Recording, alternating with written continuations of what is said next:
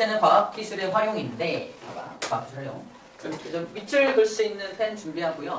중요한 내용들 또는 새로운 용어들 위주로 밑줄 그어가면서 정리를 할 거예요.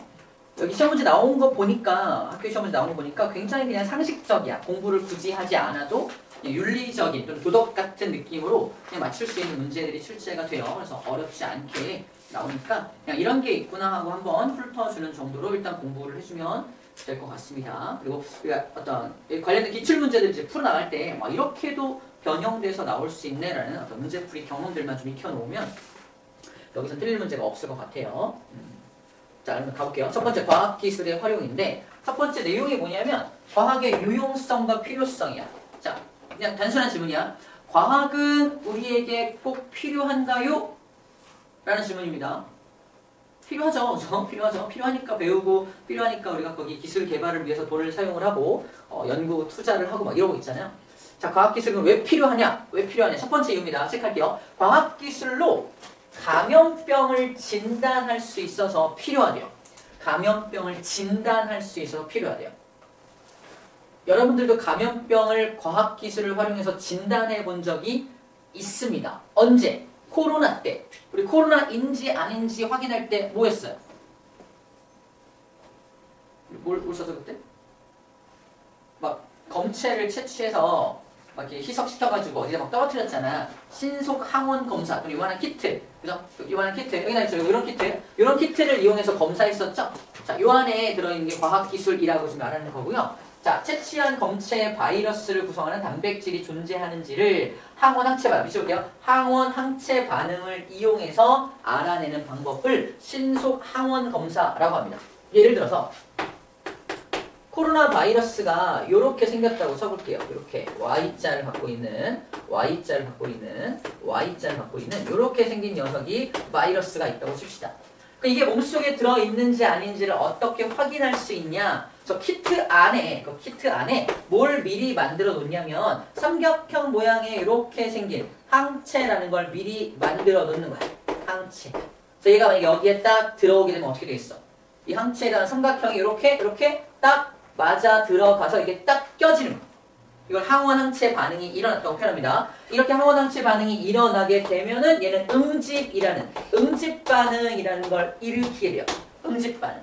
자, 이렇게 딱 맞아 들어가면 응집 반응이 일어나서 선의 모양으로 나타나든 색깔이 변하든 막 응집된 형태가 나타나든 여기 검사지에 어떤 특정한 패턴이 나타나게 됩니다. 그걸 나타나는 걸 확인하면 항원 항체 반응이 일어났구나. 요 바이러스가 들어 있구나라고 확인하는 거예요. 장점과 단점이 있을 텐데 잠깐 확인할게요. 자, 이런 신속 항원 검사는 특징이 있습니다. 어떤 특징이 있다? 일상생활에서 간편하고 신속하게 진단을 할 수 있어요. 되게 빠르게 진단이 가능합니다. 근데 단점도 있습니다. 병원체가 너무 적을 경우 검출이 안 될 수도 있어요. 다시 말해서 코로나 걸렸어. 근데 이제 막 걸린 거라서 바이러스가 몇 개 없는 상태야. 근데 곧 많아질 거야. 내가 성급한 마음에 오늘 검사했어. 그럼 안 나타날 수도 있다는 얘기야. 다음날부터 겁나 아파. 너 어저께 검사했더니 코로나 아니네요. 이러고 다녀. 이게 무슨 말인지? 어제 검사했는데 코로나 아니었어요. 근데 오늘 되게 아파. 한 번 더 검사하면 코로나가 나오겠죠. 그래서 병원체 양이 적을 경우에는 부정확한 결과를 나타낼 수 있다라는 겁니다.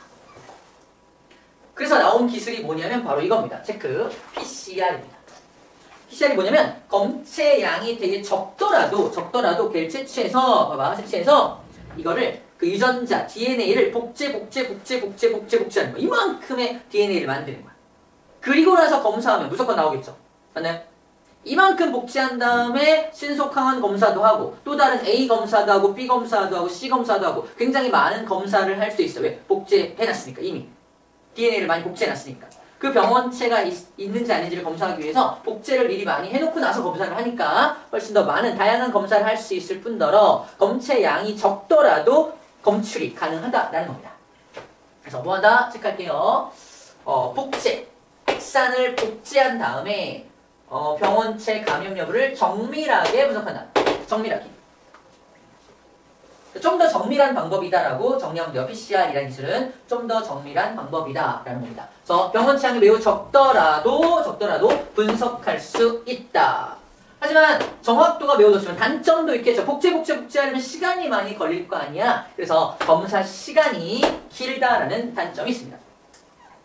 얘는 신속하게 빠르게 검사할 수 있지만 얘는 조금 시간이 좀 오래 걸린다는 단점이 있겠죠. 시간이 좀 오래 걸리지만 정확하다라는 장점이 있다는 겁니다. 폴리머레이즈 체인 리액션의 약자인데 이거 대학교에 생명과학 관련된 학과나 화학과 관련된 학과를 갔을 경우에 항상 하는 게 PCR입니다. 굉장히 적은 양의 샘플을 채취했더라도 그거를 되게 많은 양의 샘플인 것처럼 복제해서 해야 되기 때문에 PCR을 돌려라는 말을 많이 씁니다. 자, 일단 어떤 실험을 하기 전에 PCR 먼저 돌리는 게 어떤 관행이랄까? 첫 번째로 해야 돼요. 어떤 작업으로 PCR 돌리고 시작하자 이렇게 한다는 거죠. 그래서 곧 많은 대학교 가면은 곧 많은 다양한 곧 굉장히 많이 듣게 될 이야기 중에 하나라고 말하는 겁니다. 자, 방금 봤던 이 신속 항원 검사나 PCR 기술 전부 다 무슨 방법? 과학적 기술을 이용한 방법이니까 바로 과학은 그래서 우리 감염병을 진단하는 데 있어서 굉장히 뭐하다? 유용하고 필요하다라는 말을 하고 있는 겁니다. 그렇죠? 어려운 내용 없습니다. 자, 또는 감염병을 추적하고 감염병을 관리하는 데 있어서도 과학기술이 활용되고 있다라는 겁니다. 방금 감염병을 미리 예방하고 미리 예방할 때, 또는 감염병을 진단할 때는 약간 생명과학적인 방법이 필요했다면, 감염병을 추적하고 관리할 때는 정보통신 기술이 많이 이용됩니다. 그러니까 물리적인 방법이죠. 물리학적인 정보통신 방법. 스마트 기기를 사용하고 정보통신 기술을 이용해서 감염병 환자가 어디에 많이 분포되고 있는지 규모를 파악하고요. 감염이 어디서부터 시작되는지 경로를 파악하고요. 동선을 추적합니다. 우리 GPS 시스템 있잖아. 그거 활용해서 동선도 추적을 할 수 있다라고 지금 말하는 거예요. 그리고 전파 경로를 세계적인 규모로 할 수 있죠. 모든 곳에 와이파이가 통하기 때문에 세계적인 규모로 할 수 있고, 인공지능을 활용해서 또 어디로 번져 나갈지까지 예측이 가능하다라고 지금 말하고 있습니다. 자, 정보통신 기술을 이용해서 감염병을 추적하고 관리할 수 있구나라는 얘기예요. 자, 그 다음에 병원체가 어떤 유전자를 갖고 있는지를 핵산의 염기 순서를 분석합니다. 다시 말해서 내가 오늘 전 세계적으로 유행하고 있는 코로나25가 새로 나왔다고 칩시다. 어떤 감염병이 나타났어요. 이게 어떤 형태를 띠고 있고 어떻게 치료해야 될지를 알아내려면 이 자체를 분석해야 될 거 아니야? 그 분석하는 기술을 사람들이 갖고 있다고 말하는 거야. 과학적으로 그 녀석의 유전체가, 핵산이 어떤 순서로 되어 있는지를 이미 알고 있다. 분석하면 알 수 있다. 과학기술이 우리가 어떤 병을 정복해 나가는 데 있어서 과학기술이 많은 역할을 해주고 있다라는 말을 하고 있는 겁니다. 그래야 뭘 할 수 있다? 백신도 개발할 수 있고 치료제도 개발할 수 있으니까. 이 방법으로 우리가 코로나 백신을 개발한 거겠죠. 코로나19도 백신을 개발했던 겁니다. 자, 그 다음에 과학기술을 이용해서 감시체계를 구축한다. 그리고 방역 시스템을 개선한다. 그런 과학적 연구를 진행을 해야 합니다. 새로운 감염병이 나타나면 안 되기 때문에 계속 감시하고, 그 다음에 더 이상, 또 나타났을 때 어떻게 방역을 해야 되는지에 대한 시스템을 과학적인 방법으로 연구를 계속 해야 한다는 얘기고요. 그 다음에 방역 로봇을 이용해서, 인공지능 로봇을 이용해서 굉장히 오염이 많이 된 지역을 방역해야 될 때 사람이 가면 위험하니까 로봇을 보내서 방역을 하는 거야. 어떤 그런 치료제를 뿌리거나 어떤 방역을 하는 그래서 그런 것들을 로봇을 이용합니다. 이런 거 많이 이용하는 게 또 어디냐면은 원자력 발전소가 폭발해서 방사능에 엄청 많이 노출된 지역에 방사능의 양을 줄여주기 위해서 뭔가를 뿌려야 될 때 사람이 가지 않고 로봇을 투입해서 하는 경우도 많이 있었죠. 그래서 그런 것들도 다 과학기술과 관련된 것이다 라고 하면 됩니다. 자, 그런 차원으로 과학은 필요하다라고 자꾸 과학을 자랑하고 있어요. 자, 또한 과학은 미래사회 문제를 해결하는 데 있어서도 꼭 필요하다. 미래사회 문제, 감염병, 방금 감염병에 대한 내용을 위주로 설명을 했고요. 기후변화에 대한 것도 과학기술로 계속 감시하고 그걸 어떻게 타개해 나갈 방안들을 과학적으로 마련해야 된다. 에너지 고갈 문제도 마찬가지로 과학적인 방법으로 해결을 해야 된다. 자연재해, 물 부족 현상, 식량 부족 현상 모두 과학적인 어떤 요소를 접목을 해서 앞으로 대책을 마련해야 되는데 과학이 큰 역할을 할 것이다 라는 말을 하고 있는 겁니다. 계속 과학이 이런 모든 문제를 해결하는 데 있어서 과학의 중요성, 과학이 꼭 필요하다라는 말을 하고 있는 겁니다. 너무 당연한 얘기죠. 첫 번째 내용은 끝났습니다. 두 번째, 빅데이터. 빅데이터. 선생님 유튜브를 사용한 지 거의 한 14년? 선생님 유튜브 처음 시작한 게 2011년부터 했더라고요. 14년 정도 유튜브를 이용하고 활용하고 있는데 그동안 쌤이 계속해서 뭔가를 검색하고 뭔가를 찾아보고 어떤 영상을 보고 한 데이터가 다 유튜브에 내 정보가 누적되어 있는 거예요. 그래서 요즘엔 유튜브를 딱 키자마자 내가 꼭 나한테 필요한 어떤 영상 정보를 계속 제공을 합니다. 그리고 우리는 흔하게 이렇게 말하죠. 알고리즘, 나의 알고리즘을 얘가 분석했다고 말하잖아. 그 알고리즘을 분석하는 데 있어서 뭐가 필요했다? 나에 대한 내가 뭘 검색했는지에 대한 정보, 이 모든 정보가 다 누적되어 있는 걸 뭐라고 한다? 빅데이터라고 합니다. 빅데이터. 딱 한 사람의 데이터도 이만큼 많은데 이걸 모든 전 세계 사람들이 모든 데이터를 다 모은다면 어마어마한 데이터의 양이 되겠죠. 유튜브만 하더라도 그 어마어마한 데이터를 갖고 있다는 얘기고요. 유튜브뿐만 아니라 과학의 모든 영역에서도 이런 빅데이터를 수집하고 빅데이터를 활용해서 마케팅을 하거나 뭔가 다른 어떤 정보를 제공하거나 할 때 빅데이터를 활용합니다. 병원에서도 마찬가지죠. 병원에도 내 의료 기록이 다 누적돼 있어서 이 사람이 어떤 병에 걸렸었고 다 데이터로 저장이 되어 있습니다. 이 모든 걸 빅데이터라고 하고요. 빅데이터는 지금도 수집이 되고 있습니다. 지금도 쌤이 컴퓨터를 가지고 뭔가 검색하면 수집되고 있는 거잖아. 자, 그럼 수집하고 있다는 거고요. 이건 뭐냐면 센서가 부착된 기기를 장착을 해서 일상생활에서 다양한 데이터를 추가적으로 수집할 수 있는 장치를 소개하고 있는 겁니다. 뭘 하냐라고 하는 거는 여기 나와 있다. 미세먼지 농도, 이산화탄소 농도, 소음, 빛의 세기 등과 같은 데이터를 측정이 가능하다고 했는데 쌤은 방금 어떤 검색, 유튜브 검색에 대한 얘기만 했지만 이런 장치를 부착하고 돌아다닌다면은 지금 현재 내가 서 있는 이 지역의 이산화탄소 농도, 미세먼지 농도, 소음이 얼마나 많은지, 빛이 얼마나 센지 등에 대한 정보를 모두 수집할 수 있는 장치라는 거야. 이 장치를 전 세계 사람들이 한 3분의 1만 장치를 부착하고 있다고만 하더라도 훨씬 더 정밀하게 전 세계를 모니터링할 수 있는 시스템이 구축이 될 겁니다. 그래서 이런 빅데이터 시스템이 여기 있다는 거예요. 지금도 어디서는 이런 장치를 활용해서 빅데이터를 수집하고 있을 것이다 라고 지금 말하고 있는 겁니다. 이런 컴퓨터를 피지컬 컴퓨팅 기기라고 불러주고 있네요. 피지컬 컴퓨팅 기기라고 불러주고 있고요. 이런 빅데이터를 수집하는 장치가 있구나라는 거예요. 또 추가적으로 교통 상황에 대한 정보를 수집하고요. 기온에 대한 정보, 나의 하루 걸음수에 대한 정보들도 수집이 가능합니다. 여러분들 시계, 스마트워치도 그런 비슷한 거야. 나의 심박수, 나의 체온, 몇 걸음 걷는지 이런 모든 정보를 얘가 수집하고 있잖아. 우리 뭐 핸드폰도 마찬가지겠지만 다 모두가 빅데이터를 수집하는 장치에 해당할 수 있다라는 겁니다. 왜 수집하냐? 뭐 하려고? 그죠? 빅데이터를 활용하면 다음 내용입니다. 그 빅데이터 수집한 거를 활용을 하면 뭘 할 수 있냐면 가치 있는 정보를 추출할 수 있다. 목적에 맞게 처리할 수 있다. 그래서 금융이나 교육이나 의료나 정부의 정책 결정의 분야에서 다양한 용도로 활용할 수 있다. 라고 말합니다. 예를 들어서 내가 정부에 있는 어떤 의료기관, 정부 의료기관인 사람인데 그동안의 빅데이터를 다 수집해봤더니 사람들의 심박수가 평상시보다 전체적으로 심박수가 10번 이상 올라갔어. 그 데이터를 보면 무슨 생각이 들어? 설마 우리나라 대기 환경이나 여러 가지 문제점들이 있을 수 있다. 예를 들어서 대기 질이 너무 안 좋아져서 사람들이 숨쉬기가 힘들어서 곤란해서 심박수가 늘어난 건 아닐까 이런 예측을 할 수 있겠죠. 어떤 데이터를 보고서 이 데이터가 이렇게 나오는 원인이 이것 때문이 아닐까라고 예측할 수 있다는 겁니다. 그래서 거기 맞게끔 정부가 정책 결정을 할 때 환경 오염을 해소하는 방책으로 우리 예산을 좀 더 써야 될 것 같습니다라고 정책 결정을 하는데 이용할 수 있다는 겁니다. 등등 이거는 아주 일부분의 예에 불과하고요. 이런 데이터들을 활용하면은 다양한 결정을 하는데 유리한 좀 더 현명한 어떤 선택들을 해당할 수 있다라는 말을 하고 있습니다. 나머지 수집한 정보들을 데이터화해서 축적할 수 있다라는 말 하고 있는 거예요. 그럼 빅데이터가 무조건 좋은 거냐라고 했을 때 그렇지만도 않다라는 말을 하고 있습니다. 장점과 단점이 있어요. 제일 중요합니다. 체크할게요. 빅데이터의 장점과 문제점.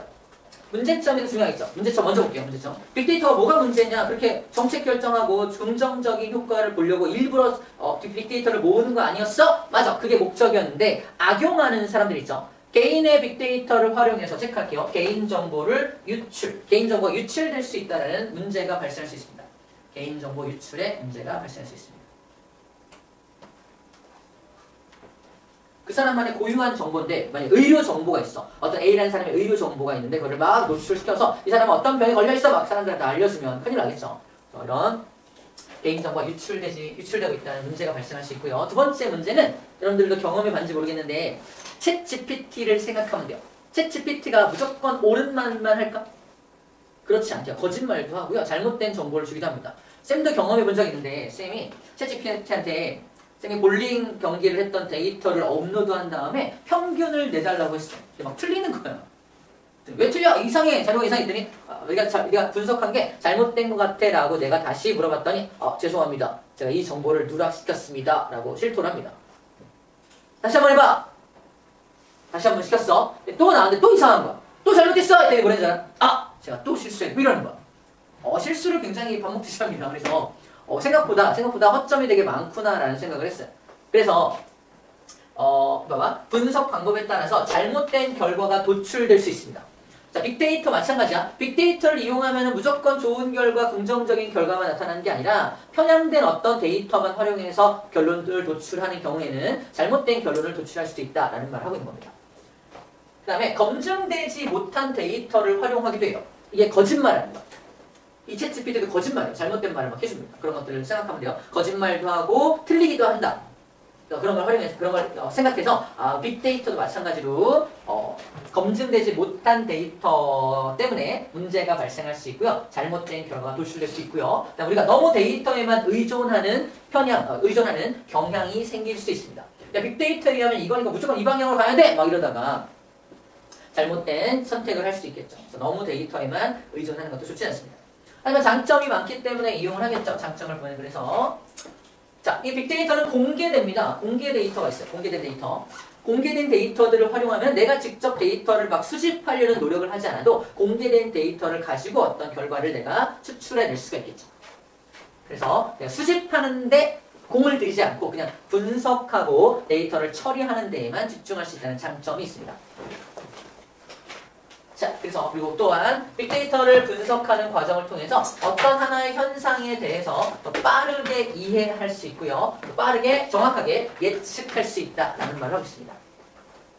데이터가 많다 보니까 만약 하나의 데이터만 있다면 이게 정확하게 이해가 안 될 수 있지만 또 다른 데이터들을 보니까 이게 정확하게 이해가 되네 라고 할 수 있고요. 이런 데이터들 바탕으로 예를 들어서 기온 같은 경우 그동안 11월 10일에 2025년, 2024년 자, 매년의 11월 10날 오늘이죠. 10날의 기온을 봤더니 대부분 기온이 이러이러했어. 내년에도 기온이 이 정도 될 거다라고 예측하는 거. 이런 것들을 빅데이터를 활용해서 내년도 예측하고 내후년도 예측할 수 있다. 이런 말을 하고 있는 겁니다.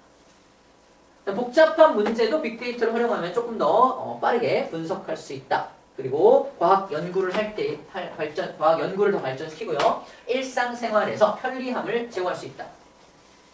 아까 알고리즘 같은 생각하면 돼요. 내가 어떤 걸 검색해서 유튜브 들어가서 어떤 걸 검색해서 찾지 않아도 내가 유튜브에 접속하는 순간 나한테 필요할 것 같은 영상을 미리 쫙 뿌려주죠. 클릭만 하면 될 수 있게끔. 그래서 그렇게 좀 편리함을 제공한다라는 겁니다.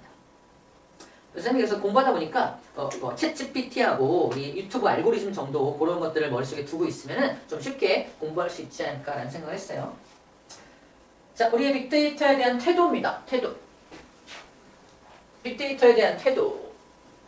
자, 개인정보가 문제가 될 수 있기 때문에 개인정보가 포함될 수 있는 정보는 보호하고 관리하는 데 주의를 기울여야 합니다. 우리가 빅데이터를 제공하는 어떤 업체에 있는 사람이라면 당연히 그 개인정보에 대한 부분들은 잘 보호하고 노출되지 않도록 잘 보호하는 게 중요하다라는 말 하는 거예요. 그 다음에 빅데이터를 적절하게 선별하고 비판적으로 평가하는 소양이 있어야 합니다. 무조건 믿으면 안 되고 봐봐, 내가 챗 GPT에 대한 정보가 없어. 잘 몰라. 얘가 이렇대. 무조건 믿고 따라하면 안 된다는 얘기. 아까 잘못된 정보를 주기도 하고 계산 실수 막 하잖아. 그래서 내가 데이터 아까 볼링 데이터를 올려가지고 계산 결과 딱 나왔어. 와, 내가 1등이네 했는데 알고 보니까 1등이 아니야. 이러면은 문제가 될 수 있잖아. 이런 것들. 그래서 내가 정확하게 그걸 알고서 해야 됩니다. 그래서 빅데이터는 이런 문제점이 있다. 방금 이거야. 거짓말도 할 수 있고 잘못된 정보도 줄 수 있으니까 이걸 알고 대처해야 한다라는 겁니다. 알고 대처해야 된다라는 말을 하고 있는 거예요. 자, 빅데이터는 이렇게 여러 가지 분야에서 활용이 되고 있습니다. 자, 과학실험, 기상관측, 유전체 분석, 신약개발. 쉬운 거 먼저 할게요. 기상관측은 당연히 과거의 데이터를 이용해서 미래의 어떤 기상을 예측하는 시스템으로 활용할 수 있겠죠. 패턴을 찾아서 미래에는 이렇게 될 것 같습니다 라고 예측할 수 있겠죠. 신약개발도 기존에 있던 의약품들을 분석해서 신약 후보 물질을 찾아내서 더 빠른 시간에 신약을 개발할 수 있는 것으로 활용할 수 있습니다. 자, 이제 특이한 게 뭐냐면 과학 실험에 이용하는 경우와 유전체 분석에 대한 내용인데 과학 실험 먼저 얘기할게요. 우리 6명이 전부 다 과학자야. 동시에 어떤 아이디어가 떠올라서 동시에 똑같은 연구를 진행을 시작합니다. 그럴 수 있잖아, 그지? 근데 내가 먼저 발표를 했어. 나머지 5명의 사람은 발표 직전에 내가 발표를 딱 했으니까 어때요? 2년 동안 연구했는데 내가 먼저 발표를 딱 했으니까 2년간의 연구가 다 수포로 돌아가는 거 이해됩니까? 똑같은 연구였으니까. 바보 같은 짓이죠.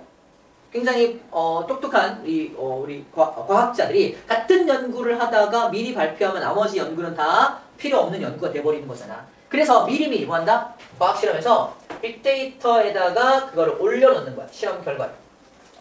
이걸 정보통신 어떤 서버에다가 난 이러이런 연구를 할 거고 이런 것을 목적으로 해라는 걸 미리 올리고 실험을 시작해요. 모든 과학자들이. 그게 실험 연구를 할 때 의무적으로 해야 되는 것입니다. 또 내가 어떤 실험 결과가 나왔을 때 그것도 그 서버에다 업로드를 해요. 그럼 내가 어떤 또 다른 아이디어가 떠올라서 이런 연구를 해보고 싶어 했을 때 미리 찾아봐야 돼. 2년 전에 미리 연구한 사람이 있네? 그럼 또 연구할 필요가 없잖아. 그치? 이렇게 그거를 미리 하나의 서버에다가 모든 실험 결과들이나 모든 데이터들을 다 함께 공유하는 시스템이 있어야 전 세계적으로 과학자들이 되게 효율적으로 인류를 발전시켜 나갈 수 있겠죠. 중복되는 거 없이. 그 얘기입니다. 그래서 축적된 빅데이터를 기반으로 개별 연구자만으로는 수행하기 어려웠던 걸 할 수 있다. 자, 추가적으로 전 세계 사람 이 6명의 과학자가 어떤 되게 큰 어떤 실험을 할 때 나누어서 실험을 하는 거야. 나누어서 실험한다. 그래서 빅데이터 활용해서 나는 이 부분을 담당할게, 나는 이 부분 담당할 때 나중에 데이터를 다 모으면은 하나의 커다란 결과를 얻게 되는 것들도 가능하다라는 말을 하고 있는 겁니다. 자, 마지막 유전체 분석은 뭐냐면 개인에게 발생 가능한 질병을 예측한다. 이게 뭐냐면요. 이런 거야.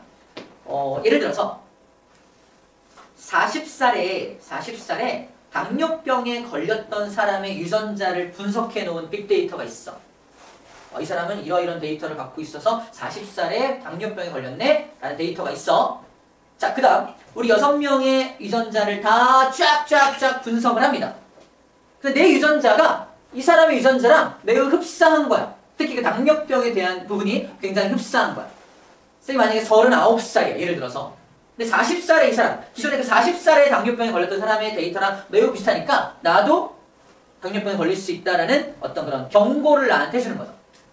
빅데이터에 의하면 그런 유전 패턴을 갖고 있는 사람은 40살경에 당뇨병에 걸리는 경향이 있습니다. 당신도 비슷한 유전자를 갖고 있으니 좀 조심하십시오. 식습관을 개선하십시오. 등등의 나한테 정보를 제공할 수 있다는 겁니다. 빅데이터 덕분에 나는 병을 예방할 수 있게 된 거죠. 그래서 그런 얘기들을 하고 있는 거예요. 빅데이터가 이런 부분에서도 활용이 될 수 있다라는 겁니다. 뭐 일상생활, 온라인 쇼핑, 음식 주문 어플리케이션, TV 플랫폼, 이게 아까 알고리즘이죠. 교통카드 이용 기록, 구급 출동 데이터 등을 통해서도 이런 것들에서도 일상생활에서 내 데이터를 수집하고 있고요. 나한테 맞는 정보를 제공하는 데 이용되고 있다라는 말을 하고 있습니다. 자, 문제 풀어볼게요. 다 했습니다. 문제를 풀어봅시다. 과 쟁점입니다.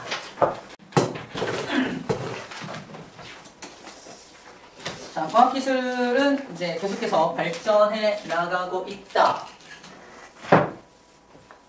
자, 어떤 게 두드러지게 발전하고 있냐 그러면은 여기 나와있죠. 사물 인터넷 기술, 그 다음에 인공지능 기술이 굉장히 많이 발전되고 있다.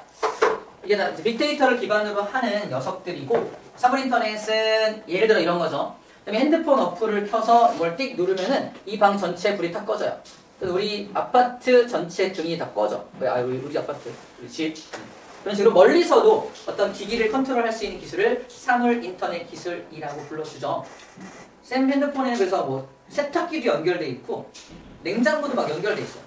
온도도 조절이 가능하고 세탁이 다 됐는지에 대한 정보도 막 뜨고 그래요. 그죠? 이런 것도 사물 인터넷 기술이고요. 인공지능은 챗GPT가 지금 너무 유명해서 뭐 말하지 않아도 잘 알 수 있는 거라서 넘어갈 예정이다. 이런 것들이 발달되고 있다.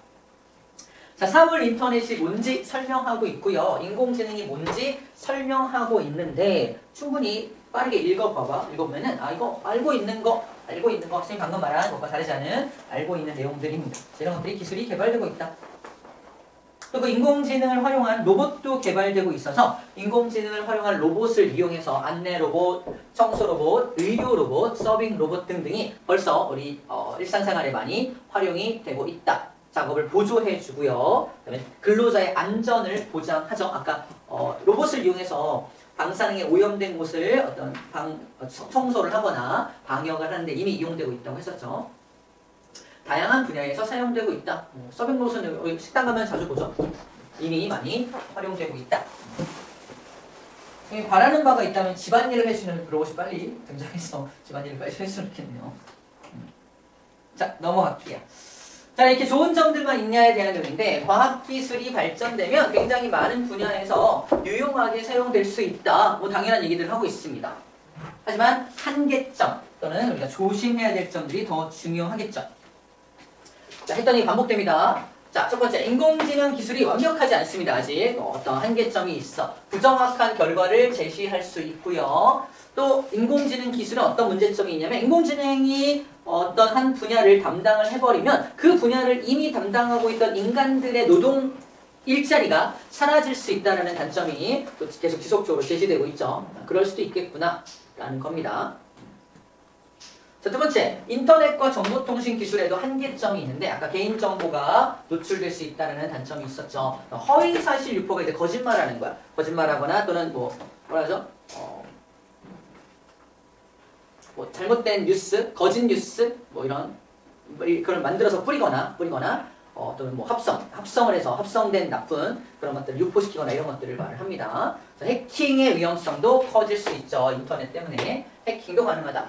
과학기술이 발전되지만 이런 해킹의 위험이라던가 개인정보가 노출되는 위험이라던가 허위사실이 유포될 수 있다는 문제점들을 항상 우리가 인식하고 있어야 합니다. 또 그런 사람도 있겠죠. 우리 같은 경우는 그렇지 않은데 좀 나이가 많으신 분들이나 태생적으로 태생적으로 기계치 이런 사람들은 이런 정보통신 세상에서 좀 뒤떨어질 수도 있다라는 문제점이 있어요. 그래서 뭐라고 표현하고 있냐면 적응하지 못하는 사람들이 있다. 그리고 이 정보통신 기술에 너무 의존해서 인간의 삶의 필수적인 능력이 약해질 때 이거 뭐냐면 모든 것들을 다 정보통신 기술에만 의존하다 보니까 딱 앉아서 핸드폰으로 또는 컴퓨터로만 모든 일을 처리하다 보니까 체력이 약해요. 체력이 약해. 또는 전자파에 노출돼서 각종 병에 시달려 이런 것들이 있을 수 있다는 겁니다. 단편적으로 우리가 외계인의 모습을 그릴 때 어떻게 그려요? 외계인 머리가 엄청 크고 손가락 발가락이 되게 길어요.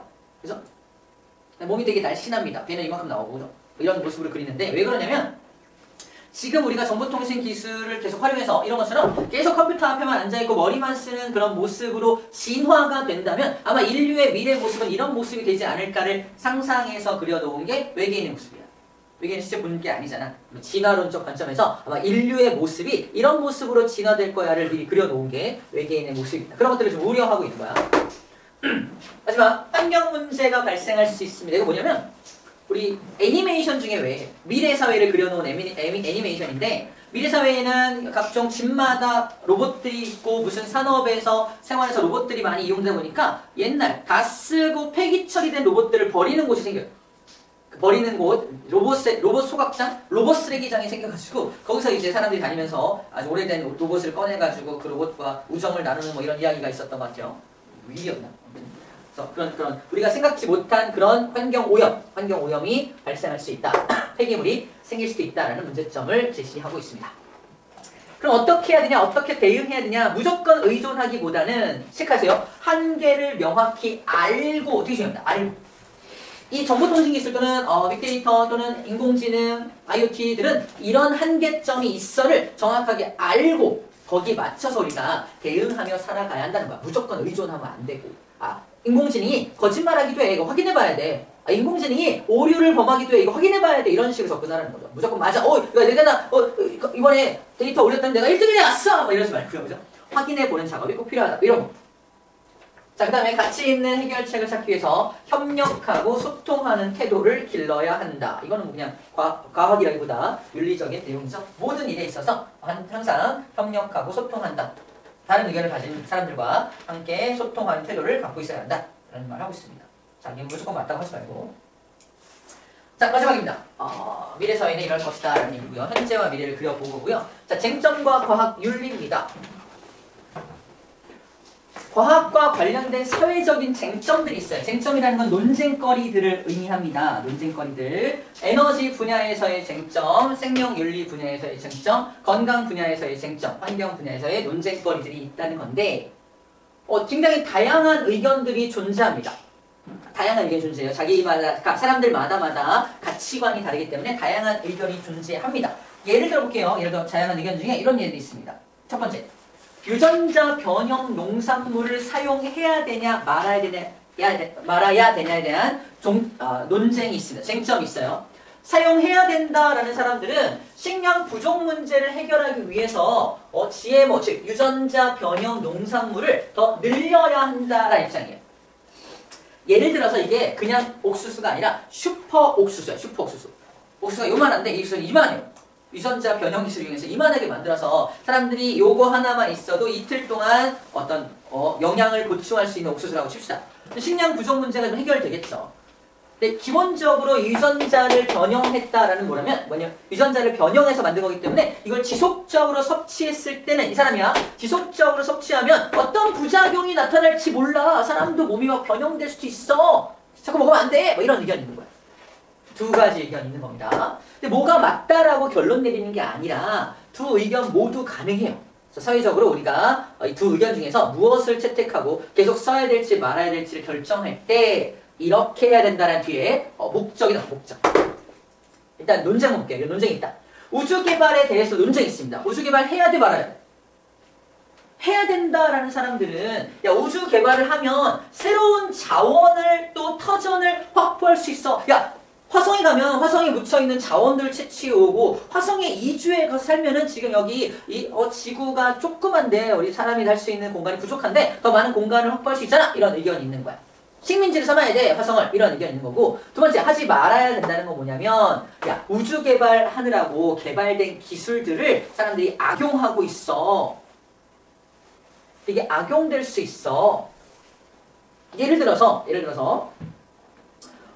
우주선을 우주로 보낼 때 수소연료를 이용해서 굉장히 강한 추진력을 얻어서 우주 밖으로 나가잖아. 그 수소를 연구하다 보니까 수소폭탄이 나온 거야.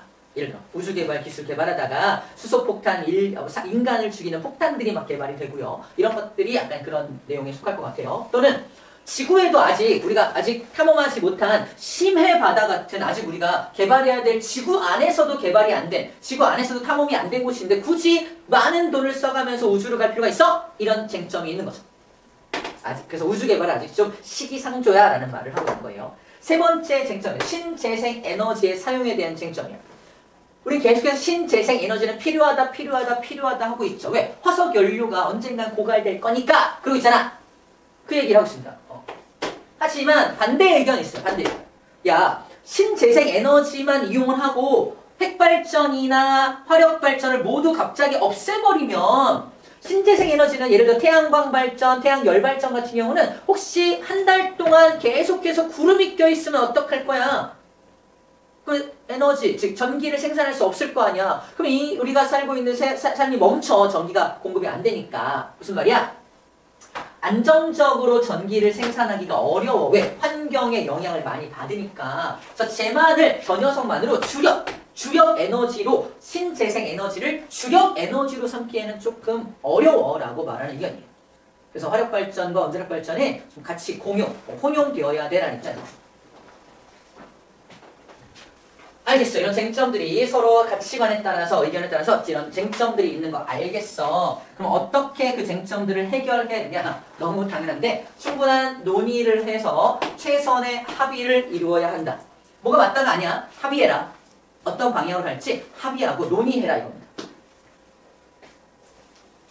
상대방 의견을 경청하면서 논의해야겠죠. 자기 의견도 잘 피력해야겠지만 상대방 의견도 잘 들어주는 태도가 필요하다. 윤리적인 태도도 갖추어야 한다. 다양한 관점들을 모두 고려해서 책임감 있는 의사결정을 해야 한다. 무책임한 의사결정이 아니라 그 다음에 긍정적인 방향으로 발전할 수 있도록 노력해야 된다. 굉장히 그냥 상식적인 내용이죠. 뭐 기억하고 암기할 내용은 없습니다. 뭐 당연한 이야기들을 하고 있어요. 서로 잘 대화하면서 결정해라 이겁니다. 자, 그 다음에 거의 마지막인데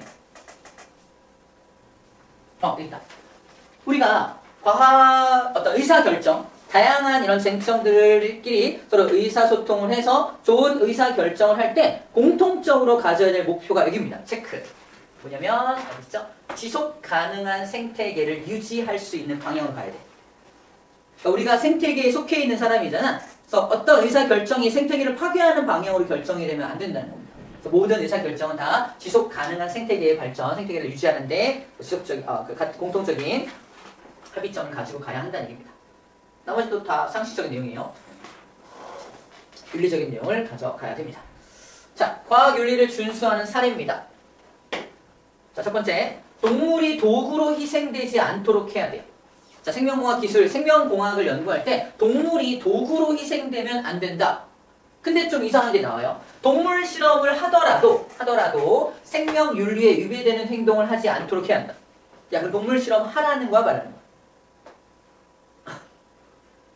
봐봐, 위에 거만 읽으면 야, 동물이 도구로 희생되면 안 돼! 동물 실험하지 말자는 뜻 같잖아. 근데 밑에 동물 실험을 하더라도 이런 입장에서 해야 한다라고 말하고 있죠.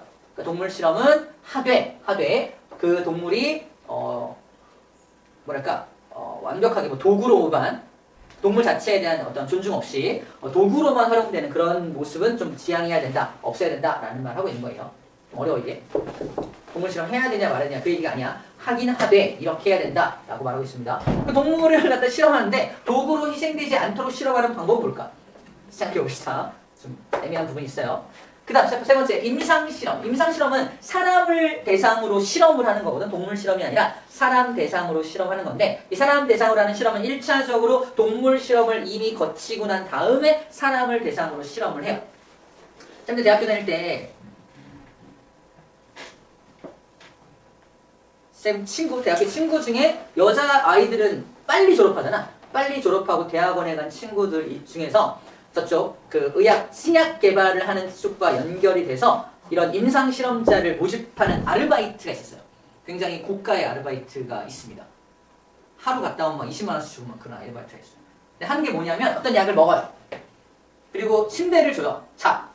자고 있으면 어떤 사람이 와서 자, 피 뽑을게요. 그 약을 먹으면 몽롱해요. 그래서 잠이 계속 와. 자는 동안에 피를 뽑아가. 4시간 후에 또 뽑아가. 2번 피 뽑으면 20만 원. 괜찮나요? 괜찮아? 그러니까 피 팔아서 우리 그때 당시에 피 팔아서 돈 벌었다 이렇게 말했는데 그게 무슨 약이었더라? 고혈압 약이었나? 아무튼 여러 가지 뭐 신약을 개발할 때 임상 실험을 하는 경우가 있는데 참가자가 동의하지 않은 실험은 당연히 하면 안 되겠죠. 참가자가 당연히 동의를 해야 실험을 해야 됩니다. 우리 다 동의하고 실험한 거잖아. 너 사람 잡아다가 너 딱 줘. 잡아다가 막 동의하지 않은 상태에 실험하면 안 되겠죠. 너무 당연한 얘기입니다. 자, 그런 걸 임상 실험이라고 합니다. 자, 빅데이터를 활용하더라도 개인 정보가 활용되는 것에 대해서 동의서를 받아서 해야 돼. 개인 정보가 활용돼야 되는 경우에는 우리가 항상 동의서 막 체크하잖아. 그게 바로 이런 내용이야. 또 동의 받지 않고 하면 안 된다. 이런 말 하고 있습니다. 자, 마지막 인공지능 기술을 이용해. 잘 들어. 인공지능 기술을 이용해서 일상생활에 이용할 거야. 예를 들어볼게. 우리 테슬라 자동차가 자율주행 자동차라서 완전 자율주행이 가능해요. 우리나라는 안 되는데 미국에서는 완전 자율주행이 가능합니다. 그게 무슨 말이냐면 탑승자가 타지 않더라도 혼자서 운행이 가능하다는 거야. 자동차가. 잘 봐봐. 테슬라를 내가 핸드폰 어플을 이용해서 나 지금 인천에 있으니까 우리 집 저쪽 서울에 있는 우리 집에서 나 좀 데리러 와 라고 어플에 입력을 해서 걔가 날 데리러 와요. 예를 들어서 데리러 옵니다. 데리러 오다 사고 났어 오빠! 사고가 났어. 예를 들어서 그 사고가 난 건 누가 책임져야 되는 거야? 누가 책임져?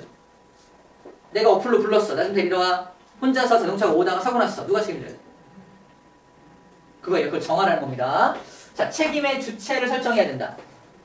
이걸 설정하지 않으면 논란이 생기는 거야. 야, 나는 봐봐. 나는 내가 어플로 해서 이 자율주행 시스템에 맡겨서 나한테 오라고 한 거니까 이 자율주행 시스템을 잘못 만든 너네 테슬라! 너네가 책임져야 돼! 라고 할 수도 있을 거 아니야.